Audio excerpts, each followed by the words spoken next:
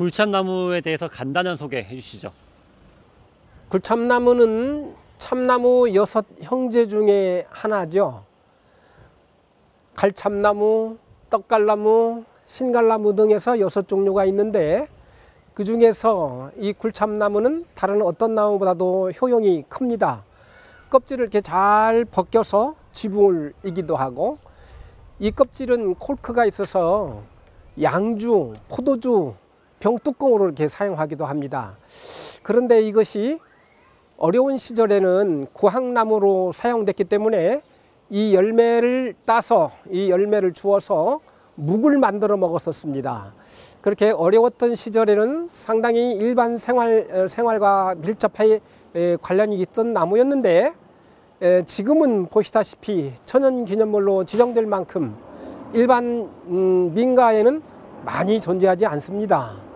그래서 이 굴참나무가 상당히 지금 존재적인 가치가 있는 나무인데, 천연기념물로 지정된 그 사용과 함께 알아보겠습니다.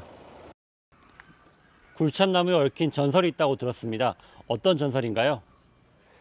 이 굴참나무는 보시다시피 이렇게 대목이 굉장히 굵고 옆으로 퍼져 있는데, 이렇게 노인네가 지팡이를 짚은 것처럼 양쪽에 철목으로 고여 놨습니다. 천여 년 전에 1018년 강감찬 장군이 이곳을 지나면서 지팡이를 꼽았는데 그게 이렇게 살아서 거목이 되었다는 전설이 있습니다. 이 가까운 곳에 강감찬 장군의 생가터가 있고 사당이 있는 걸로 보면 그 개연성은 인정이 되는데, 보시다시피 딱 금년까지 1001년 된 나무입니다. 그런데 1001년 된 나무와 같은 그 위용이 갖춰지지 않았죠. 아무래도 중간에 한번 바뀌지 않았나 하는 생각이 드는데, 서울시에 있는 천연기념물과 기념물 중에서는 가장 오래된 나무입니다. 방학동에 있는 은행나무도 500년, 조계사에 있는 백송도 500년, 그렇게 많은 연륜들을 가지고 있는데 그 어떤 나무보다도 1001년이니까 그 역사가 깊은 나무입니다. 강감찬 장군과의 전설이 얽힌 나무죠. 자, 굴참나무의 문화재적 가치에 대해서 설명해 주시죠.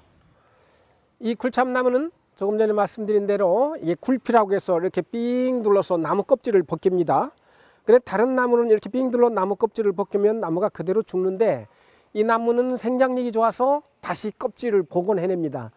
그래서 우리 조상님들이 이 껍질을 벗겨서 지붕을 이었는데 그걸 굴피집이라고 하죠. 그뿐만이 아니고 참나무 숯이라고 그러는데, 우리가 불고기 구워 먹고 할 때 그 참나무 숯이 좋잖아요. 이 참나무 종류 6종류 중에 하나로서 과거에는 숯을 구워 파는 어려운 사람들의 생업이 되기도 했었습니다. 천연기념물 하면 웅장하고 그 모습이 엄청나다고 하는 그 선입관을 가지고 있는 것이 사실입니다.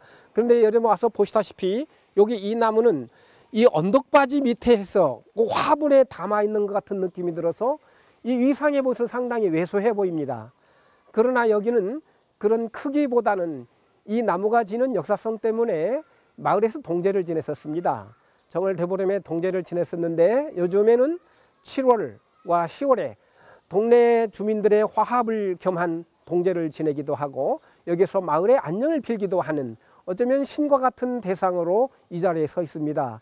그래서 한 가지 이 나무가 참 초라한데도 어쩌면 저렇게 천연기념물 됐을까라는 그런 느낌보다는 이 마을 하나의 주민들의 화합의 장소가 됐고, 이것을 통해서 마을 사람들이 하나가 돼서 평화와 안녕을 기원하는 그 단결심의 모체가 되었다는 으로서 보신다면 이 나무가 좀 초라해 보여도 역사적인 의미냐 문화적인 의미가 크게 남달라 보일 겁니다. 그런 시각으로 이 나무를 본다면 새로운 의미가 느껴지리라 생각합니다.